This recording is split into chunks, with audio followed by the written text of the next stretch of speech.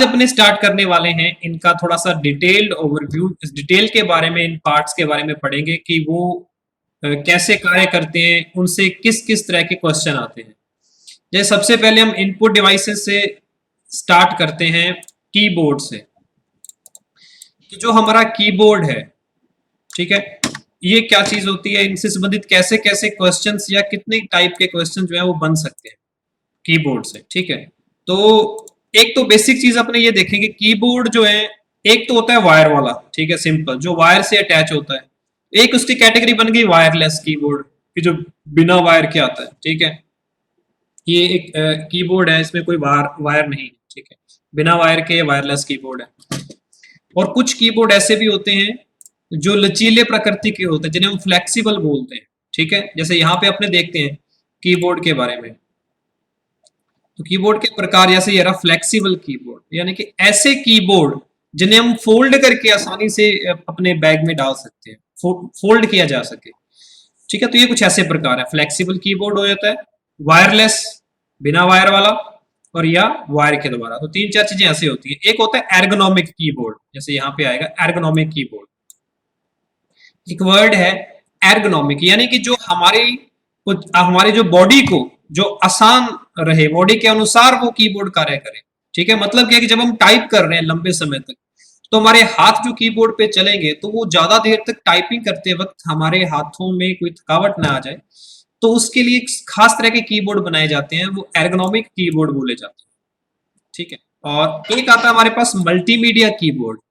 ठीक है, नॉर्मल जो कीबोर्ड होता है वो होता है स्टैंडर्ड कीबोर्ड, जो सामान्य कीबोर्ड हम देखते हैं।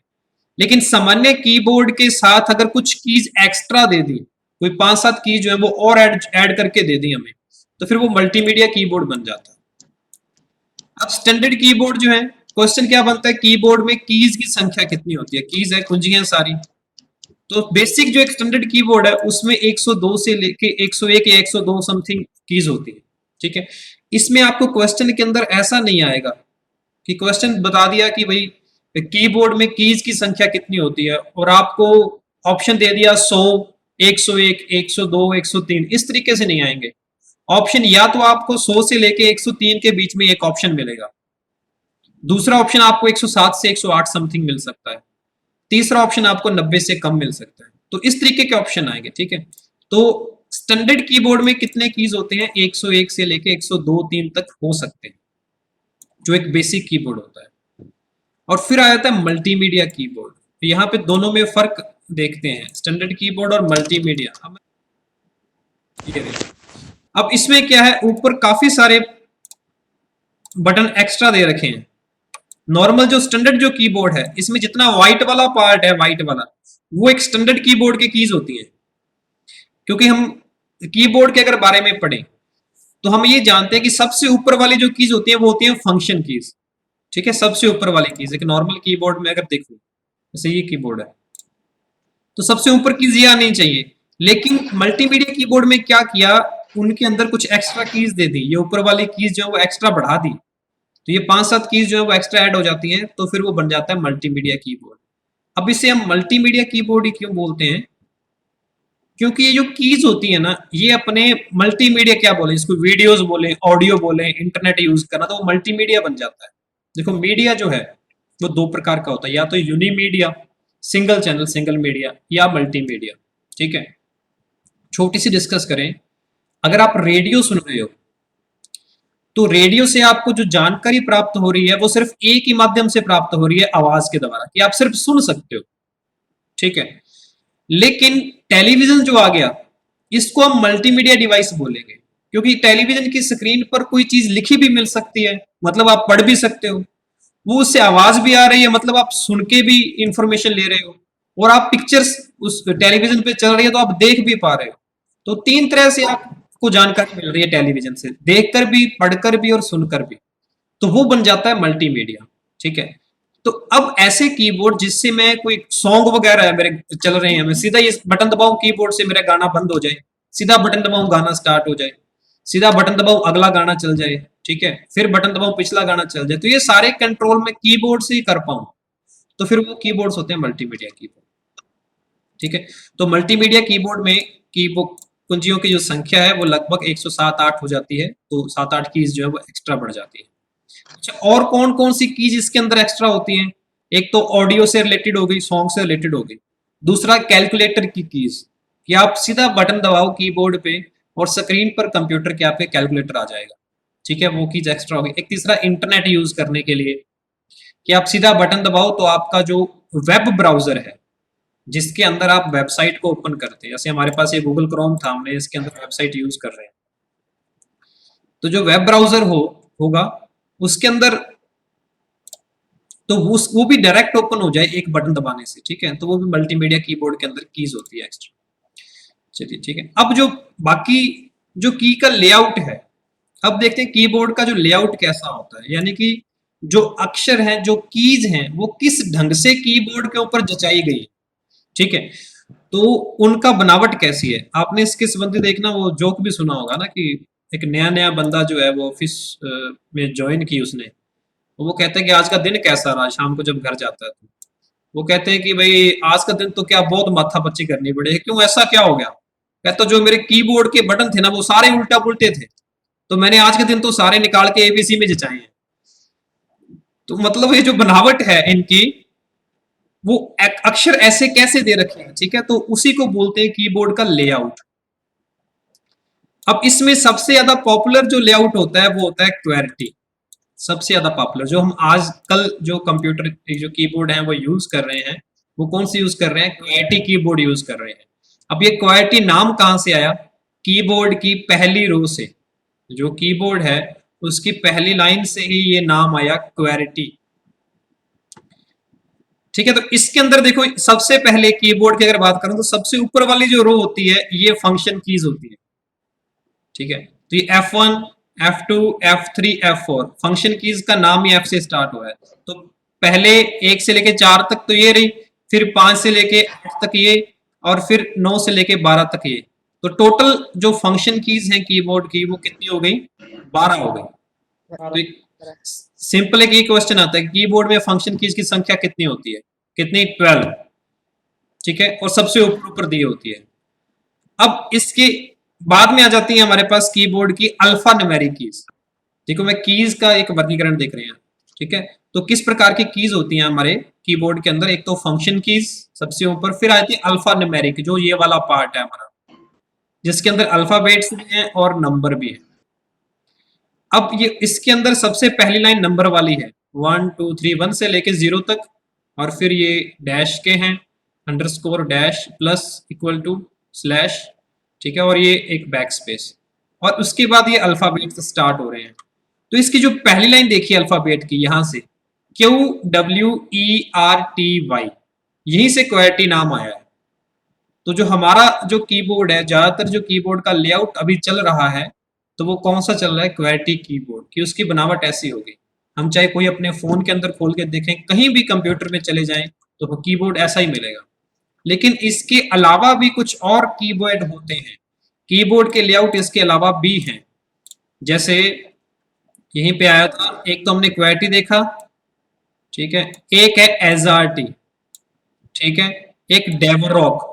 ये तीन चार तरह के इसके लेआउट है, क्वेर्टीज, एजआरटी, डेवरॉक। इसके अंदर डेवरॉक भी काफी जाना जाता है। जैसे इस पिक्चर की बात करें तो इसमें देखो पहली लाइन वो है ही नहीं क्यू वाली, ये कॉमे से स्टार्ट हो रहा है, फिर PYFE, ठीक है, तो इस सिर्फ अक्षरों की जो बनावट है इसी को बोला जाता है लेआउट।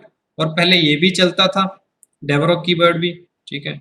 तो एजआरटी में क्या आ रहा है, जहां पे हमारे पास पहली जो लाइन है, देखिए पहली लाइन, उसके अंदर क्या आ रहा है?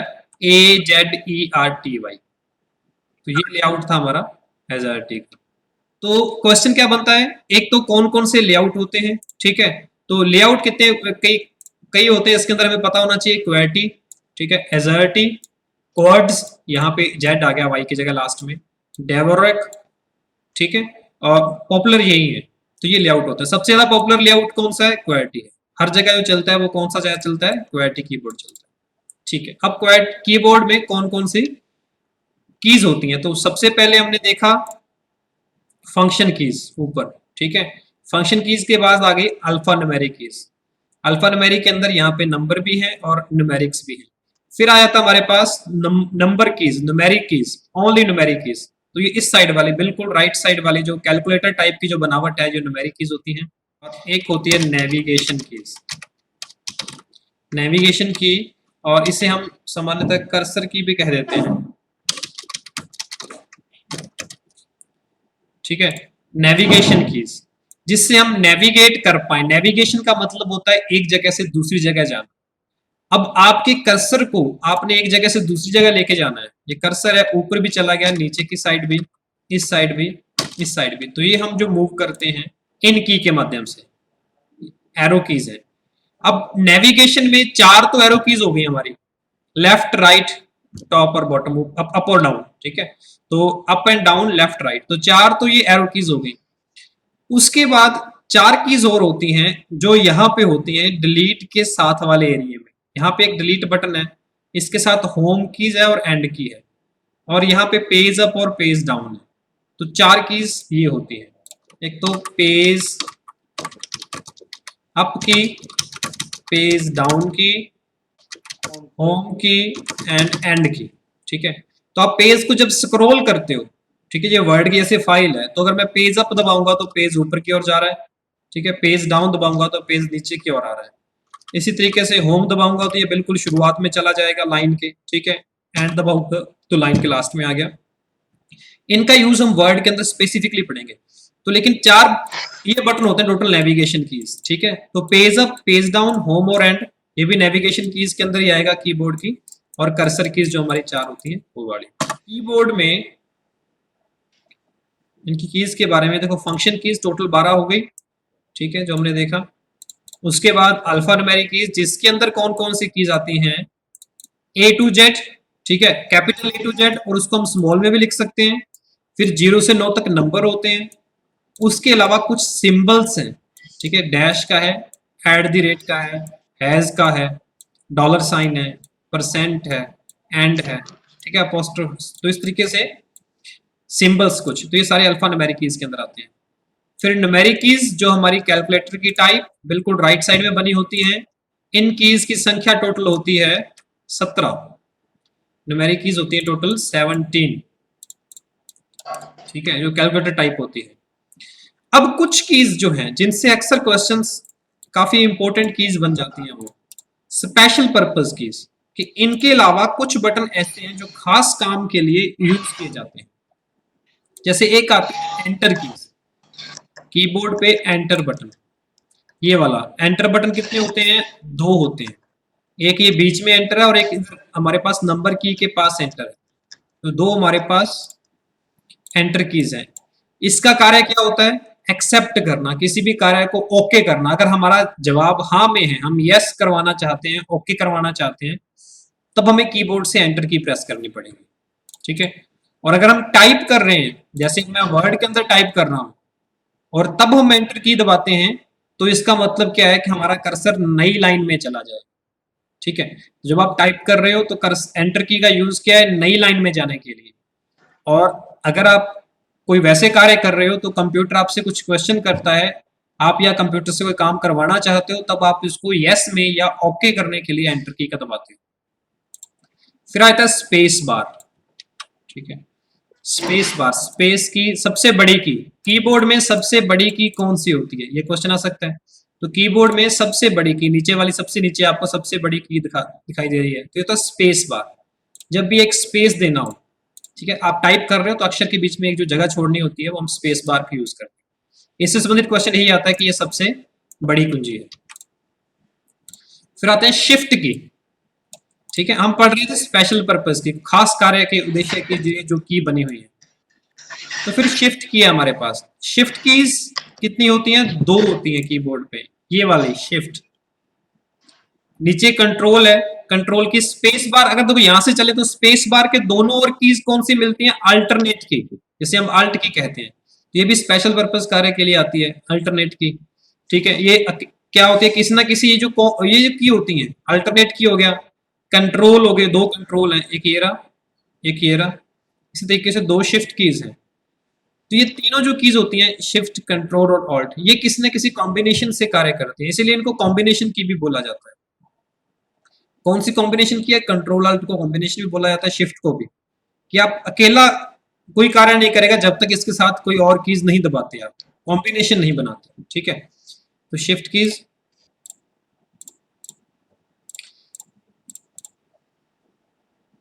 अब इसके अंदर क्या होता है, शिफ्ट की का दूसरा यूज क्या है यहाँ पे, ठीक है। एक तो कॉम्बिनेशन किया, लेकिन इसका ज्यादा हम यूज कैसे करते हैं?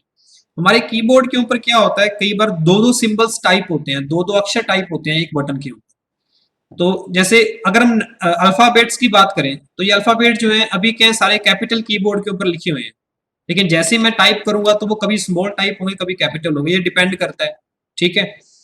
तो अगर आपको कोई कोई सिंगल सिंगल करेक्टर अगर पहले वो स्मॉल लेटर में टाइप हो रहा है, तो अगर आप शिफ्ट के साथ टाइप करोगे तो वो कैपिटल में टाइप हो जाएगा, ठीक है।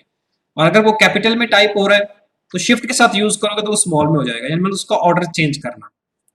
दूसरा, आपको कुछ बटन्स यहाँ पे नजर आ रहे हैं, जैसे ये टू है, टू के ऊपर क्या है, एट द रेट का साइन है, ठीक है। तो आप सिंपल अगर प्रेस करते हो तो वो टू प्रेस होता है। अगर मैं कीबोर्ड से सिंपल टू बटन प्रेस कर रहा हूँ, टू दबा दिया, टू छप गया, तीन दबाया, तीन आ गया, चार दबाया, चार आया। लेकिन अभी मैं इनको शिफ्ट के साथ यूज करूंगा, तो मैंने कीबोर्ड से शिफ्ट की दबा रखी है, अब मैं दो दबा रहा हूं तो एट द रेट बन गया, तीन दबा रहा हूं हैश बन गया, चार दबा रहा हूं डॉलर साइन बन गया। तो मतलब शिफ्ट की इसके लिए भी यूज की जाती है कि आपके कीबोर्ड के ऊपर जो दो तरह के सिंबल्स अगर छपे हुए हैं, तो जो ऊपर वाला जो भाग आपको छपा होता है, तो उसको आप शिफ्ट के साथ टाइप कर सकते हो। और फिर उसके बाद कीज आती है हमारे पास, शिफ्ट के बाद आती है हमारे पास कैप्स लॉक की, एक इन्होंने बताया कैप्स लॉक की, ठीक है। ये कौन सी की होती है? तो वही टाइपिंग करते वक्त, तो कीबोर्ड पे जो सामान्यतः अक्षर बने होते हैं, ये रही कैप्स लॉक की, तो ये इधर टैब की दे रखी है, टैब की के नीचे आ रही है कैप्स लॉक की। तो कैप्स लॉक की का मतलब कि आप टाइप जब कर रहे हो, ठीक है, तो उसका आपने, जैसे अभी मैं टाइप कर रहा हूं तो ये कैपिटल में टाइप हो रहा है, ठीक है। तो अगर मैं कैप्स लॉक की दबा, ये इसका मतलब क्या है कि मैंने कैप्स लॉक की ऑन कर रखी है, तभी ये कैपिटल में लिख रहा है। अगर कैप्स लॉक की हमारी ऑफ होगी, मैं इसको दबा देता हूं, अब मैंने कैप्स लॉक को दबा दिया है, दबा के छोड़ना है, ठीक है। कैप्स लॉक को सिर्फ एक बार प्रेस करके मैंने छोड़ दिया, तो हमारे कीबोर्ड पे क्या होता है, इंडिकेटर्स होते हैं, तीन इंडिकेटर बने होते हैं जो खास तरह के हमारे पास बने होते हैं। इधर अगर आपको यहाँ पे दिखाई दे, ऑन ऑफ होना तो शायद दिखाई दे रहा होगा, नहीं दे रहा, ठीक है, मेरे काफी स्क्रीन छोटी है। तो कैप्स लॉक अगर मैं दबा रहा हूं, तो अगर वो इंडिकेटर ऑन है, तो मतलब जो भी आप टाइप करोगे वो सब कैपिटल लेटर में टाइप होगा, ठीक है। और अगर हम उसको करते हैं ऑफ, कैप्स लॉक को, तो अब मैं जो भी टाइप करूंगा वो सब स्मॉल लेटर में टाइप होगा, ठीक है। तो कैप्स लॉक कीज किसके लिए यूज की जाती है? जब आप टाइप करते हो तो उसको कैपिटल लेटर में टाइप करने के लिए कैप्स लॉक की को ऑन करना पड़ता है, क्योंकि जब भी ये की ऑफ होगी, कैप्स लॉक की ऑफ होगी, तो आपके सारे जो अक्षर हैं वो स्मॉल लेटर में टाइप होंगे। तो कैप्स लॉक का यूज ये होता है। और इसको क्या करना पड़ता है, ऑन या ऑफ करना पड़ता है। और ऐसी कीज जो दो कार्य करती हैं, कि एक बार तो प्रेस किया आपने वो ऑन हो गई, दूसरी बार प्रेस किया वो ऑफ हो गई, ठीक है। एक इसके अंदर कैप्स लॉक आ गई, तो इन कीज को हम बोलते हैं टॉगल कीज। एक खास वर्ड आ जाता है, तो पेपर के अंदर इसी से संबंधित क्वेश्चन आता है कि टॉगल कीज कौन सी है इसमें से। टॉगल का मतलब होता है एक ही बटन से दो कार्य करना, एक बार दबा दिया तो वो ऑन हो गया, दूसरी बार दबाया वो ऑफ हो गया, तो वो टॉगल कीज कहलाती है। तो इन्हीं टॉगल कीज के लिए ही हमारे पास कीबोर्ड पर इंडिकेटर दिए होते हैं। तो टॉगल कीज कीबोर्ड में टोटल कितनी होती है, इनके बारे में आगे देखते हैं। टॉगल कीज के बारे में यहाँ पे स्पेशल एक होगा, ये रही। तो कैप्स लॉक कीज और नंबर लॉक कीज और स्क्रॉल लॉक, तो इन सभी वर्ड के बाद में एक तो लॉक लगा हुआ है, कैप्स लॉक, नंबर लॉक और स्क्रॉल लॉक। तो ये तीनों ही कीज जो होती हैं वो टॉगल कीज कहलाती हैं। तो मतलब कीबोर्ड पे टॉगल कीज की संख्या कितनी होती है, तीन होती है, ठीक है। और तीन ही अपने को फिर इंडिकेटर मिलेंगे, जिससे हमें ये पता लग सके कि अब ये की ऑन है या ऑफ है, क्योंकि जब ऑन होगी तो इंडिकेटर चलेगा, और अगर ऑफ होगी तो इंडिकेटर बंद मिलेगा, ठीक है। और नंबर लॉक किस लिए होती है, हमारे पास जो साइड में ये जो नंबर्स होते हैं, जो इस नंबर को ऑन ऑफ करने के लिए, कि ये वाली जो न्यूमेरिक कीज हैं वो न्यूमेरिक कीज वो न्यूमेरिक की तरह कार्य करेंगी या वो नेविगेशन की तरह कार्य करेंगी। तो फिर ये भी हमारे नंबर लॉक से हम ऑन ऑफ कर सकते हैं। स्क्रॉल लॉक अपने पास एक्सेल या में ज्यादा यूज होता है कि जब आप स्क्रॉलिंग करते हो आपका कर्सर स्क्रॉल ना हो, वो लॉक लग जाए और आपकी शीट स्क्रॉल हो जाए, तो ये स्क्रॉल लॉक इसके लिए यूज होता है। तो कीबोर्ड की कीज देख रहे थे, तो ये भी हो गया हमारे पास। नेविगेशन हमने देख लिया और स्पेशल पर्पस की पे थे, तो स्पेशल पर्पस की में हमारे पास एक आ गया था कैप्स लॉक की, ठीक है। अब एक बैक स्पेस की है। बैक स्पेस किसी भी अक्षर जो है अगर आपने टाइप किया, अगर वो गलत टाइप हो गया है तो वो काटने के लिए, तो बैक जाने के लिए, बैक का नाम है बैक जाने के लिए, वापस जाना है, तो आपने किसी अक्षर को डिलीट करना है तो बैक स्पेस की यूज होती है। जैसे मैंने यहाँ पे ये सिंबल्स ये कुछ टाइप कर रखे हैं, अब मुझे इसको हटाना है तो मैंने बैक स्पेस दबाया हूँ। अभी कर्सर अगर आपको नजर आ रहा हो तो जैसे ही मैं बैक स्पेस दबाता हूँ तो कर्सर के लेफ्ट साइड से अक्षर जो है वो डिलीट हो रहा है, ठीक है। अगर मैंने इसके बीच में कर्सर लेके जाता हूँ 3 और 4 के बीच में, अब मेरा कर्सर आ गया 3 और 4 के बीच में, अब अगर मैं बैक स्पेस की दबाऊंगा तो 3 डिलीट हुआ है, यानी कि लेफ्ट साइड से डिलीट हुआ है, 4 नहीं, 4 वहीं पे पड़ा हुआ है, ठीक है। तो बैक स्पेस की कर्सर के एक क्वेश्चन ये भी आएगा, एक ये भी इसके संबंधित से बोल सकते हैं कि कर्सर से लेफ्ट साइड से जो टेक्स्ट मैटर है उनको हटाने के लिए हम बैक स्पेस की यूज करते हैं। किस साइड से? लेफ्ट साइड से, ठीक है। और अगर मैं इसको ऐसे भी तो यूज कर सकता हूं कि अगर मैंने ऐसे पूरा सिलेक्ट कर रखा है तो पूरे सिलेक्ट को हटाना है तो भी बैक स्पेस दबा दूंगा, तो वो सारे क्या जितना भी सिलेक्ट कर रखा है हमने, है ना, तो ऐसा भी हो जाता है। अब इसी के साथ स्पेशल पर्पस में दूसरी की आती है डिलीट की।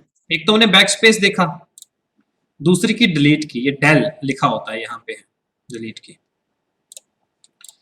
ये क्या करती है, अगर हम टाइप कर रहे हैं तो फिर वही क्वेश्चन कि जब कर्सर की अब राइट साइड से डिलीट करेगी ये, तो डिलीट से इंपॉर्टेंट क्वेश्चन यही बनता है कि अगर आप किसी कर्सर से राइट साइड का अक्षर मिटाना चाहते हो, जैसे अब मेरा कर्सर पी और ए के बीच में है, ठीक है।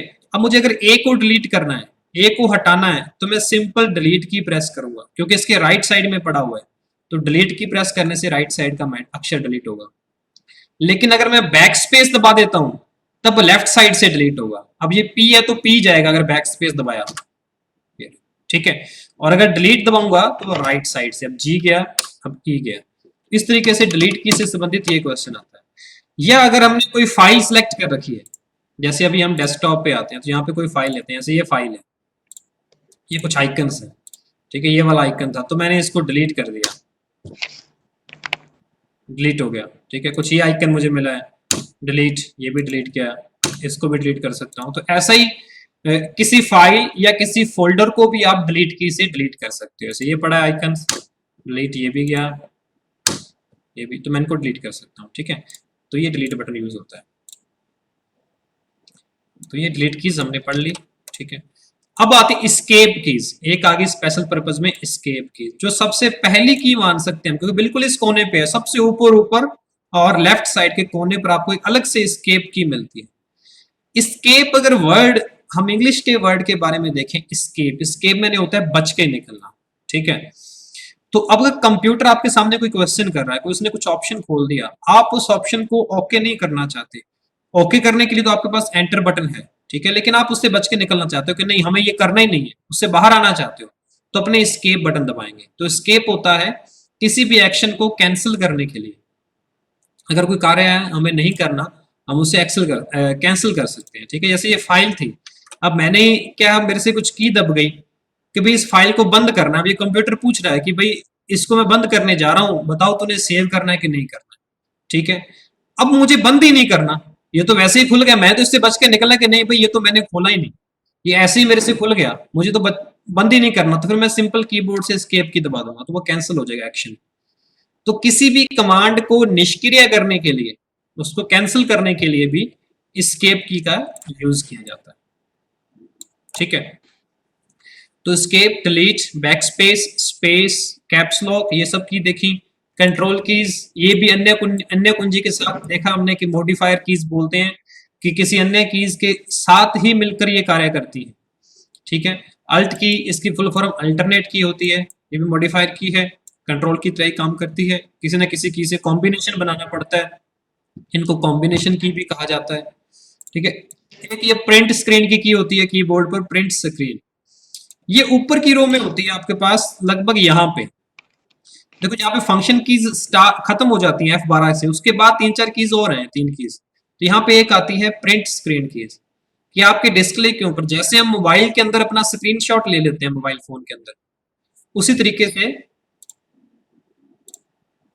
जिस तरीके से हम मोबाइल के अंदर स्क्रीनशॉट लेते हैं, उसी तरीके से कंप्यूटर की स्क्रीन पर भी आपने स्क्रीनशॉट जो सेव करना है, तो हम प्रिंट स्क्रीन की का यूज करते हैं।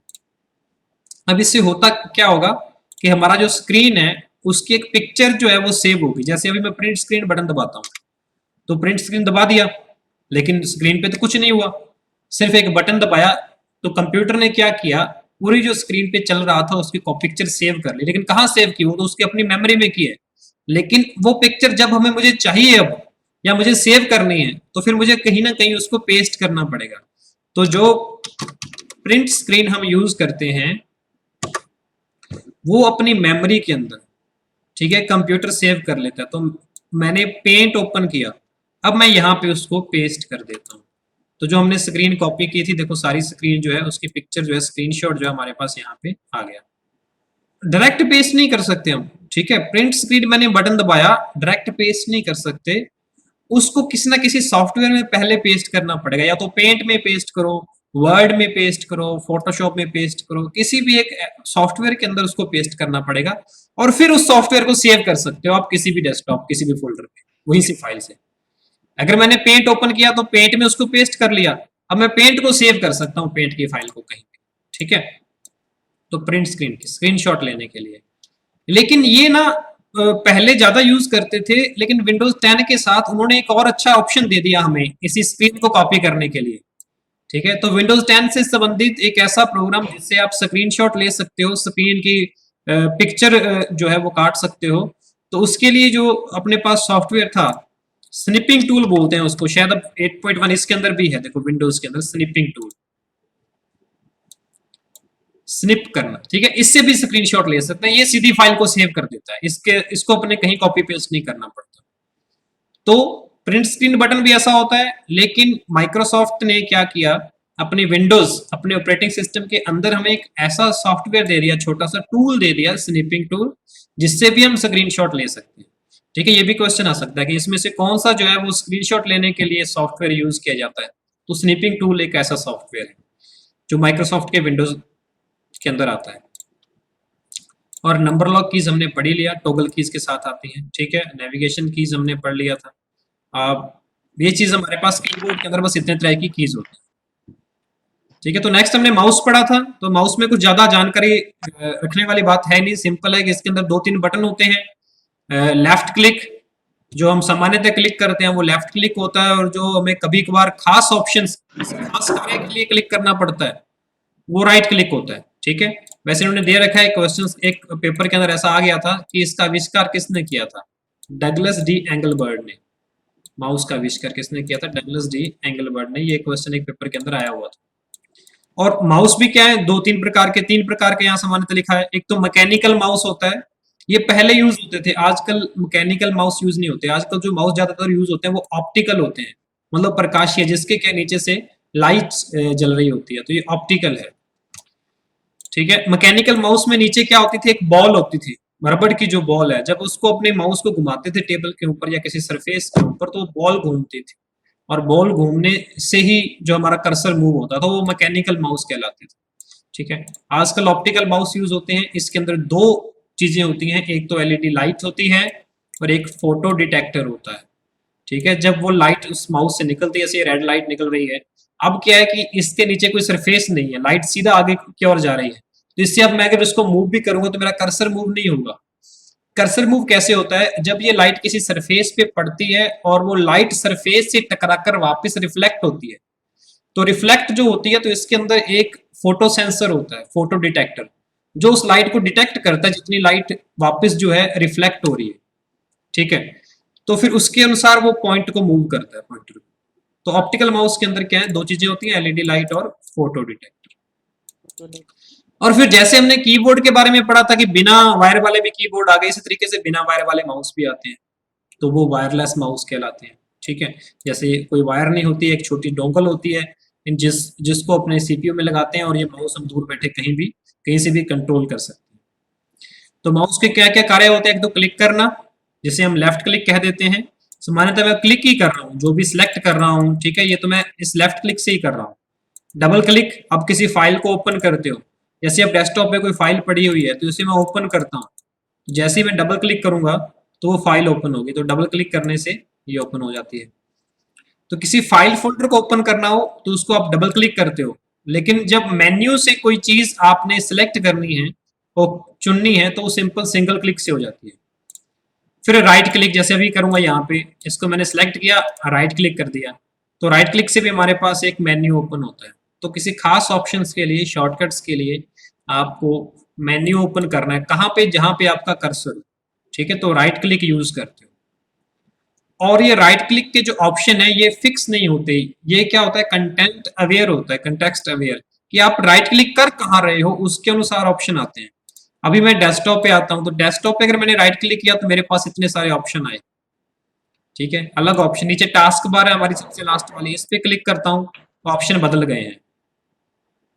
किसी भी फाइल पे क्लिक करता हूँ तो ऑप्शन बदल जाते हैं, ठीक है। तो ये ऑप्शन कंटेक्स्ट के अकॉर्डिंग चेंज हो जाते हैं कि आप राइट क्लिक कर कहाँ रहे हो। वैसे कीबोर्ड से राइट क्लिक करने के लिए आजकल के कीबोर्ड के अंदर तो हमारे पास एक कीज स्पेशली बनी होती है, ठीक है। अगर इसमें दिखा रखा है ये वाली कीज देखो, अल्ट के साथ तो है एक विंडोज कीज, इसके साथ एक की होती है कंट्रोल के साथ, इधर वाले में लिस्ट बनी होती है, एक लिस्ट सी बनी होती है, एक मेन्यू।